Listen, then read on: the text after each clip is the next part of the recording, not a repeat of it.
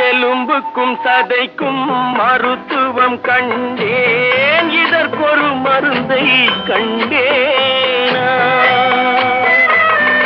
இருந்தால் அவளை தன்னந்தனியே எரியும் நெருப்பில் விடுவேனா?